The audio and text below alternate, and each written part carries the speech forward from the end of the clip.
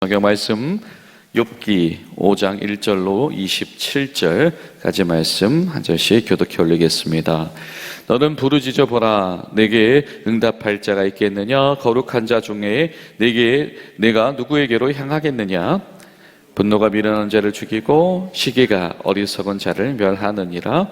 내가 미련한 자가 뿌리 내리는 것을 보고 그의 집의 당장에 저주하였노라. 그의 자식들은 구원에서 멀고 성문에서 억눌리나 구하는 자가 없으며 그가 추수한 것은 줄인 자가 먹되 덫에 걸린 것도 빼앗으며 올무가 그의 재산을 향하여 입을 벌리느니라. 재난은 티끌에서 일어나는 것이 아니며 고생은 흙에서 나는 것이 아니니라. 사람은 고생을 위하여 났으니 불꽃 위로 날아가는 것 같으리라. 나라면 하나님을 찾겠고 내 일을 하나님께 의탁하리라.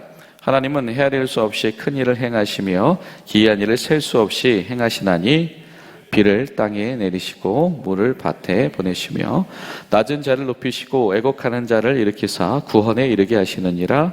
하나님은 교활한 자의 계교를 꺾으사 그들의 손이 성공하지 못하게 하시며 지혜로운 자가 자기의 계략에 빠지게 하시며 간교한 자의 계략을 무너뜨리심으로 그는 낮에도 어둠을 만나고 대낮에도 더듬기를 밤과 같이 하느니라. 하나님은 가난한 자를 강한 자의 칼과 그 입에서 또한 그들의 손에서 구출하여 주시나니 그러므로 가난한 자가 희망이 있고 악행이 스스로 입을 다무느니라. 볼지어다 하나님께 징계받는 자에게 복이 있나니 그런즉 너는 전능자의 징계를 업신여기지 말지니라. 하나님은 아프게 하시다가 싸매시며 상하게 하시다가 그의 손으로 고치시나니 6가지 환난에서 너를 구원하시며 7가지 환난이라도 그 재앙이 내게 미치지 않게 하시며 기근 때의 죽음에서 전쟁 때의 칼의 위협에서 너를 구원하실 터인즉 내가 혀의 채찍을 피하여 숨을 수가 없고 멸망이 올 때에도 두려워하지 아니할 것이라. 너는 멸망과 기근을 비웃으며 들짐승을 두려워하지 말라. 들에 있는 돌이 너와 언약을 맺겠고 들짐승이 너와 화목하게 살 것이니라. 내가 내 장막의 평안함을 알고 내 우리를 살펴도 잃은 것이 없을 것이며 내 자손이 많아지며 내 후손이 땅에 풀과 같이 될 줄을 내가 알 것이라. 내가 장수하다가 무덤에 이르리니 마치 곡식단을 제때에 들어올림 같으니라. 볼지어다 우리가 연구한 바가 이와 같으니 너는 들어보라. 그러면 내가 알리라. 아멘. 우리 까닭을 알 수 없는 고난 속에서도 하나님 앞에서 서는 지혜, 하나님의 지혜를 바라는 참된 지혜를 잊지 않았던 욥은 하나님의 자랑이었고 하나님의 자랑이 되었지요. 우리 가운데 또 어려움 가운데 있는 이들, 또 남들이 알지 못하는 이 고통 속에 있는 분들에게 또 같은 은혜, 같은 하나님의 은혜와 지혜와 하나님께서 자랑스럽게 여기시는 복이 임하게 되시기를 간절히 소망합니다. 오늘 말씀을 보다가 그 생각이 났어요. 제자들이 예수님 앞에 찾아왔죠. 예수님 할 거 다 해봤는데요. 도대체 되지가 않았습니다. 어떻게 해야 되는 겁니까? 예수님 앞에서 훈련되어지고 예수님 앞에 사명도 받았고 예수님 앞에서 방법도 체득하고 있던 이 제자들이 되지 않는 일, 못하는 일, 자신들이 하던 대로 할 수 없음을 만나게 되었었지요. 오늘 말씀 보니까요. 엘리바스가 이런 말을 하지요. 볼지어다 우리가 연구한 바와 이와 같으니 너는 들어보라. 그러면 내가 알리라. 와, 연구를 얼마나 잘했는지. 이 정도면은 거의 책을 한 권 쓴 것이고 박사감이죠. 이 고난이 징계가 어디에서 오는 것인지, 그 고난 앞에서 하나님 앞에서 왜 돌이켜야 하는지, 그리고 이 징계라고 하는 것이 한 사람의 인생을 얼마나 정금과 같이 재련시키는 것인지 아주 구구절절 너무 훌륭한 말들을 너무 많이 하고 있습니다. 볼지어다 하나님께 징계받는 자에게는 복이 있나니 그런즉 너는 전능자의 징계를 없인 여기지 말지니라. 하나님은 아프게 하시다가 싸매시며 상하게 하시다가 그의 손으로 고치시나니. 아주 병 주고 약 주고 다 하고 있습니다. 그렇구나. 교회가 그럴 수 있겠다. 교회가 누군가의 고통과 재난 앞에서 자기 마음대로 병 주고 자기 마음대로 약 주고, 그로 인하여서 이 한 사람을 더 깊은 무기력감에 빠뜨릴 수 있겠다, 그런 생각을 하게 됩니다. 여러분, 사실 욥은 이미 엘리바스가 건들지 않아도 헤어날 수 없는 무력감 속으로 이미 들어와 있습니다. 이 욥기 14장을 보면 욥이 이렇게 이야기를 해요. 그의 인생이, 그 인간의 삶이 그냥 고통 자체다라고 하는 결론을 맞이게 됩니다. 여인에게 태어난 사람은 생애가 짧고 걱정이 가득하며 인간의 생애란 그러하다라고 하는 것이죠. 그는 꽃과 같이 자라나서 시들며 그림자같이 지나가며 머물지 아니하거든. 이와 같은 자를 주께서 눈여겨보시나이까. 나를 주 앞에서 이끌어 재판하시나이까. 정말로 그 한계의 상황에 직면한 자신의 인생, 정말 아무것도 아니었음을 깨닫는 자신의 인생이 지금 하나님 앞에 서 있구나라고 하는 그런 처절함을 고백을 하고 있습니다. 누가 깨끗한 것을 더러운 것 가운데서 낼 수 있으리까. 하나도 없나이다. 그의 날을 정하셨고 그의 달의 수도 주께 있으므로 그의 규례를 정하여 넘어가지 못하게 하셨사온즉 그에게서 눈을 돌이켜 그가 품꾼같이 그의 날을 마칠 때까지 그를 홀로 있게 하옵소서. 욥기에서 계속해서 반복해서 이야기하고 있는 것은 이 한 사람에게 닥친 이 재난과 고난이 한 사람을 정말로 이 마음의 끝, 이 감정의 끝, 그리고 어떤 이 속사람의 아주 벼랑 끝까지 내몰고 갈 수 있다라고 하는 것을 이야기합니다.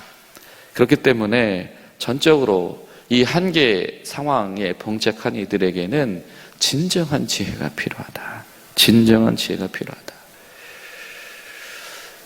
오늘 말씀을 보면 이 엘리바스는 명확한 이 두 가지를 이야기를 합니다.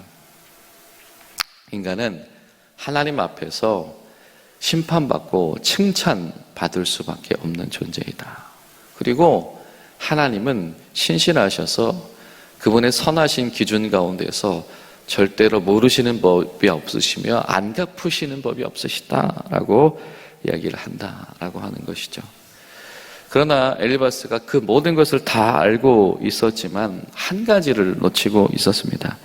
그것은 무엇이냐면 그런 연구를 한 자신도, 그런 이야기를 한 자신도 명확한 한계가 있으며 지금 이 순간에 하나님의 진실한 뜻이 무엇인지를 사실은 정확하게 알 수 없다라고 하는 자신의 한계를 인정하지 못했다라고 하는 겁니다.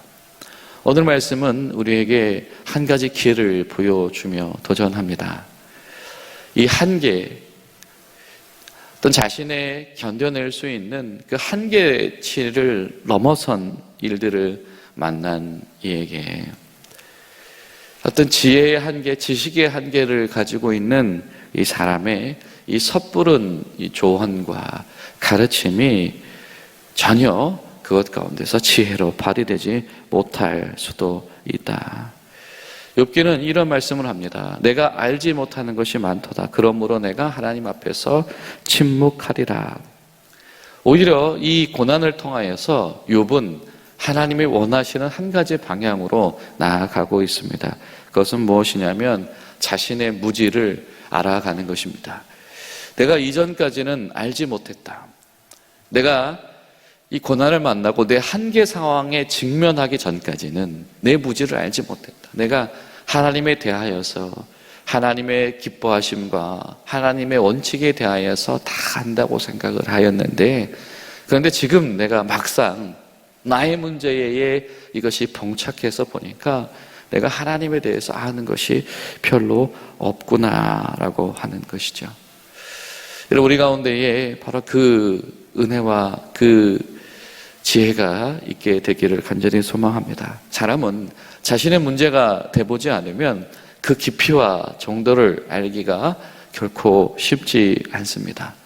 그러나 그 가운데에서 하나님 앞에서 내가 이 지혜의 한계에 직면해 있고, 그러니 하나님께서 부어주시는 지혜가 필요하다라고 하는, 여러분 그 간절한 믿음만이 그 속에서 회복될 수 있다라고 한다면 그에게는 여전히 희망이 있다라고 하는 것이죠. 여러분 기도하실 때 한계 상황에 직면해서 정말 막막함과 정말 두려움과 절망에 있는 이들이 자신의 지혜에 막다른 골목에서 하나님의 지혜의 빛을 만나는 귀한 은총이 있게 하시옵소서. 우리 함께 기도할 수 있기를 바랍니다. 또 한 가지는 이 엘리바스의 이 신앙과 이 노력이 보여주는 위험성이다라고 하는 겁니다. 그의 말은 틀린 구석이 하나도 없지요. 하나님은, 하나님의 어떤 신실하심은 이 교정 또는 교훈의 통로가 되어집니다. 하나님은 놀라우심 속에서 인간의 전체의 삶을 조망하실 수 있기 때문에 그를 능히 판결하실 수 있으시며 그를 판단하신 후에 그에게 심판을 하시기도 하고 회복과 복을 주시는 분이 되실 수도 있다라고 하는 겁니다. 그러나 이 엘리바스에게 그 맞는 말을 하는 것 같은, 틀리지 않은 말을 하는 것 같은 것 가운데서 결여되어진 지혜가 하나가 있습니다. 그것은 무엇이냐면 맥락을 살피는 지혜다라고 하는 겁니다. 이 모든 고통이 꼭 죄 때문에 찾아오는 것이 아니다라고 하는 지금 이 욥기 전체의 맥락, 그 맥락을 알 턱이 없었지요. 왜? 엘리바스가 아무리 부단히 연구했어도 그의 지혜는 하나님의 지혜에 이를 수 없기 때문입니다. 여러분 어떻습니까?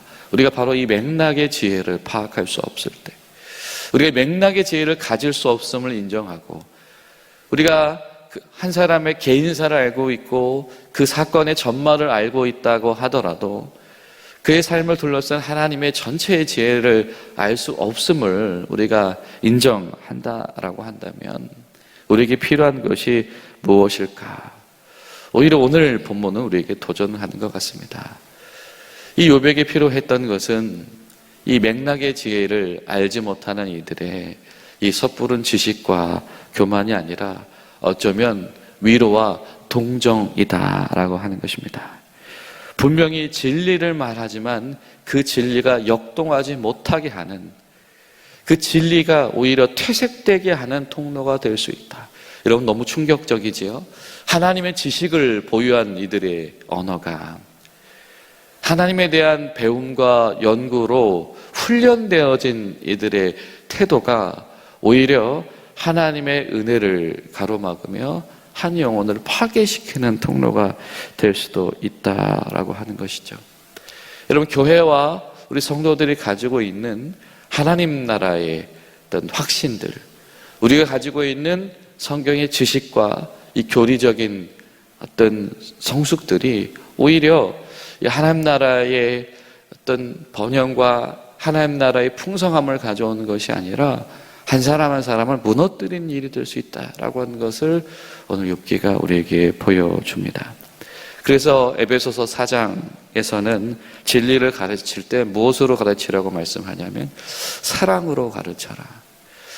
그 말씀인 것 같습니다. 사랑으로 가르친다라고 하는 말은 우리가 하나님의 지혜 앞에 선다라고 한다면 맥락을 파악할 수 없는 존재라고 하는 것을 인정하고, 지식과 어떤 경험과 또 교훈을 앞세우기 이전에 그 이전에 필요한 무엇인가가 우리에게 있어야 한다라고 하는 것이죠.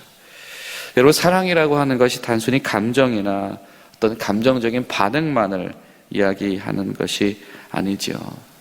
그냥 만져주는 겁니다. 때로는 주님께서 말씀으로 치료하실 수 있으시지만 때로는 주님께서 손으로 만져주시기도 하십니다. 그냥 보시고 눈물 지어주시기도 한다라고 하는 거죠. 우리가 한 사람을 일으켜 세운다라고 하는 것에는 풍성하신 하나님 안에서의 풍성한 방법이 있을 수 있다.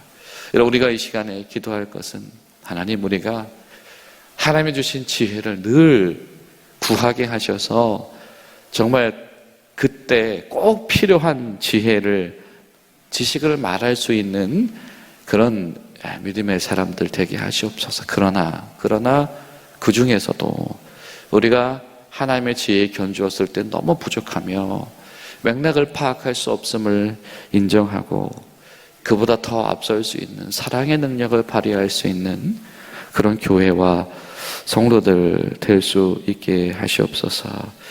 그런 마음으로 기도하며 나아갈 수 있기를 바랍니다. 그러나 또 한 가지가 있습니다. 무엇이냐면 엘리바스가 하는 말이 지금은 이 말은 너무 밉지만 욥에게는 들려지지 않는 말이고 전혀 도움도 되지 않은 입바른 소리이지만 또한 그의 말 속에 있는 그 하나님에 대한 그 해석들은 틀린 것은 아니다. 그렇구나. 고난당한 이들은 와닿지 않지요. 고난당한 이들은 그것을 마음 열고 받을 수 없습니다.